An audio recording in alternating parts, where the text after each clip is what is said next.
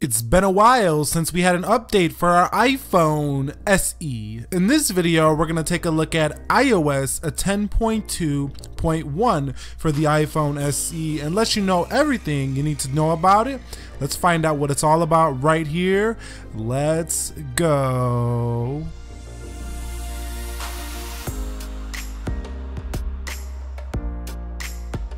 So here is the iPhone SE. I am currently running iOS 10.2 on this device, and we're going to run it through some performance tests, Geekbenches as well. But if you go into software updates, you're going to notice 10.2.1 is available for your iPhone SE, and it comes in at 69.6 megabytes. Now, this update does include some major security patches for your iPhone SE, so I would recommend you do it right out of the gate, right at the beginning of this video. But let's take a more in-depth look. First, I want to go to the About section and show you that I'm currently running iOS 10.2, which you might also be currently running 14C92. So I want to begin quickly here with just an app test. So before we go ahead and download and install it, I'm going to show you how the speed is on this baby here. So let's go ahead and hit start on that other iPhone. I lined up some apps here and let's go. In 3, 2, let's go. And you can see calendar coming out of there, calculator going into camera, coming out of there, going to settings. It is so fast I can't even keep up. Going into Mario. Let's come out of Mario and let's go into Temple Run.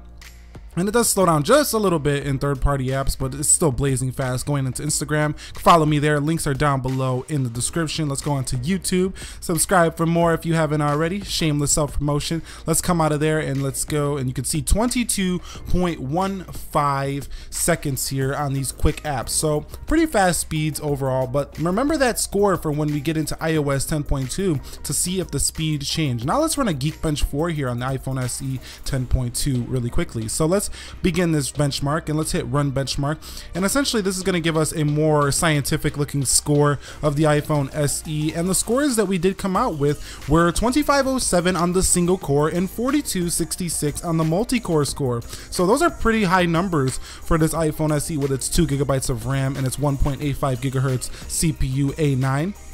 Okay, so now let's just kind of do a multitasking speed test where I'm just going to run through and try to find some lag here on iOS 10.2, and then when I get into iOS 10.2.1, I'm gonna try to find lag there. So just going through the multitasking, you could see Mario Run did have to reload just a little bit, but let's go find something else. Temple Run, nice and blazing fast, and like I say, the iPhone SE, I'm gonna say it time and time again, currently as of 2017 is just a rocket here.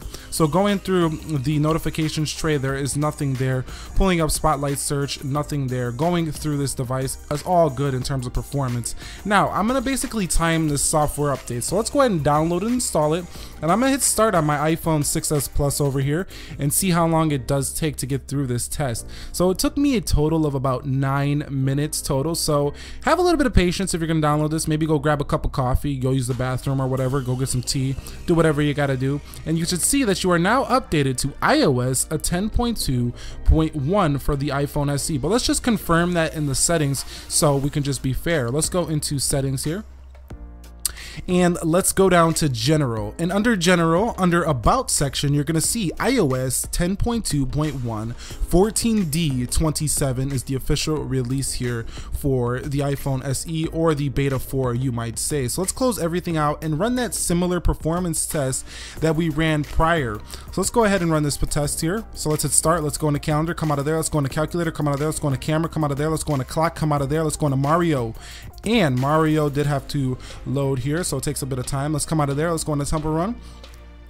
Let's come out of there, let's go into Instagram. Let's come back out, let's go and go into YouTube, and after YouTube let's stop this test. So 21:29, so quicker performance here I would say on iOS 10.2.1. but for those of you geekeries out there, the geeks of the world like me, you want to know the scientific scores, we got that coming up next year in Geekbench for iOS 10.2.1 for your iPhone SE. So let's go ahead and run this CPU benchmark once again here now that we are updated. Hit run benchmark, and the scores actually turned out to be a little bit lower, surprisingly, than 10.2. But I only ran this test once, so it might change depending. But it's only like 7 points off on the single core and about 60 points off on the multi. So it really is nothing in terms of, you know, a decrease in performance. Only on this test, it didn't feel like a decrease in performance in the real world as you've seen in that prior test. So what we're gonna do here is we're gonna go ahead and go through the multitasking once again, and you can see it continues to remain a beast in the performance and multitasking. Now, some of those taps you've seen there was just human error. I just wasn't hitting the button right, but overall it still performs quite well here on iOS 10.2. Going through the multitasking, let's get out of there. And let's go into weather. Let's come out of there.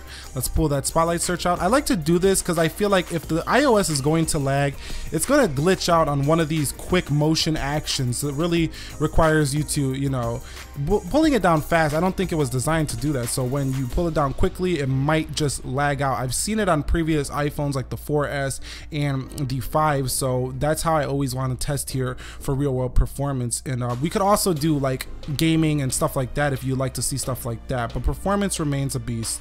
So you might be asking, well, Nick, you've been talking about real world performance, but what about the changes? So head over to apple.com and check out the security content of iOS 10.2.1 if you guys want to know in depth all of this stuff. I'm not sure many of you really care to know all these details. Just go ahead and do this update if you're worried about the security. I will leave the link to the security content down below in the description of this video for your iPhone SE here. So you might be asking yourself the question, Nick, should I update my iPhone SE to iOS 10.2.1? My recommendation is absolutely you should.